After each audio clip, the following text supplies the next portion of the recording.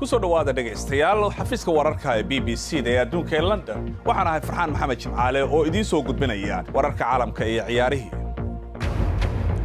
magaaladii ugu horeysay ee duufaanta hayeen BBC waxay ka soo waramaysaa Gawain halkaasi oo dadka badbaaday ay gargaar u baahan yihiin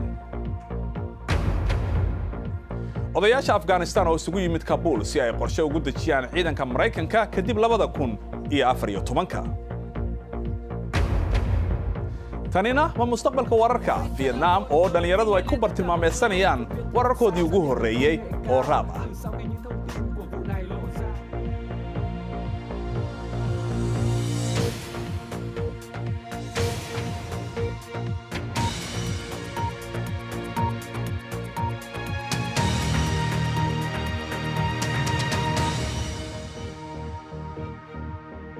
in ka badan 5,000 oo qof ayaa la og yahay inay ku dhinteen duufaanta hayaan ee burburisay Philippines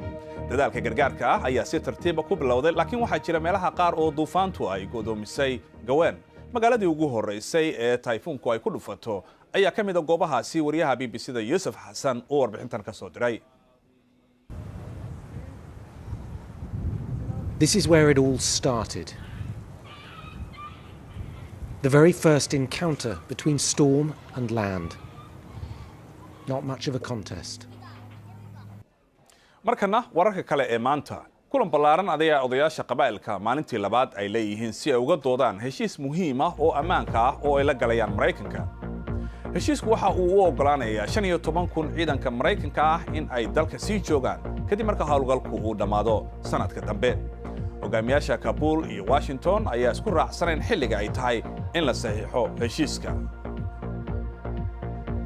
maamulka Faransiiska ayaa magacaabay ninka ay u soo xireen tuhunka weerarkii hubaysnaa ee lagu qaaday xafiisyada wargeys iyo bangi ku yaala magaalada Paris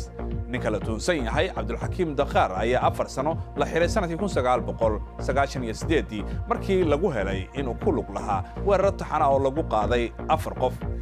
Dakhar ayaa la soo xiray meel baabuurta laga soo xiray maalin Arbacadii 3 maalmood ka hor markii la raadinayay markana ciyaarihii FIFA ayay dhici kartaa inay hoos u dhigto darajada qiimaynta tartanka saaxiibtinimo oo talaadadii dhex maray kooxaha dalalka Koonfur Afrika iyo Spain waxa sababtu ay tahay kooxda horyaalka adduunka oo samaysay bedel ku yimid inta la og yahay FIFA haddii ay badasho qiimaynta tartankan ma heli doonto dhibco la xiriira dhinaca darajaynta caalamiga ah guusha ay Afrika hal iyo eber macno markaasi kuma fadhinayso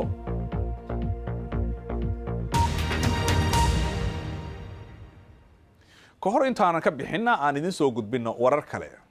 Hy vọng mọi thứ sẽ dần lắng xuống. Còn anh Cao, anh còn nhớ đến Edward Snowden. Chắc chắn là có thưa anh, đây là một cái tên rất quen. Vâng, từ những tài liệu warkan ayaa ah sida ay sheegtay laanta Vietnam Plus ee wakaalada wararka ee wadankaasi iyadoo si dhab ah markaasi u caawinayaan durbaahano iyo siiqooyin ayaa barnaamijka wararka ee Rap News waxa uu doonayaa inuu dib u soo jiito daawadayaasha dhalinyarada telefishinada si markaasi warar kooban ay uga dhageystaan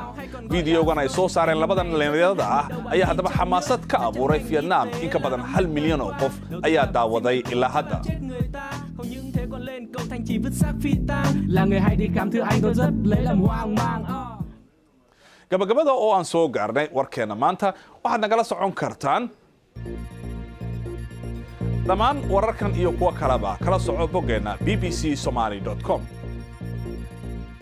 balse ilaa kulan dambe waa Farxaan Maxamed Jimcaale oo idin la sidaa iyo nabadgelyo